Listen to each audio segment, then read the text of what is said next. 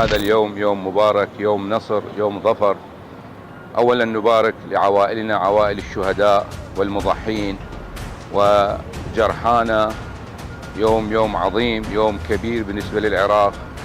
هذا اليوم انتصرنا على داعش، على الإرهاب، على القوى الظلام التي أرادت أن تدخل إلى العراق وتقسم العراق.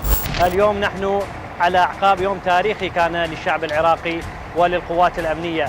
نحيي قادة النصر وكذلك قادة الحشد الشعبي والجيش العراقي والشرطة الاتحادية والشرطة المحلية ومكافحة الإرهاب، ونشكرهم جميعا ونقبل أياديهم بمناسبة يوم النصر العظيم.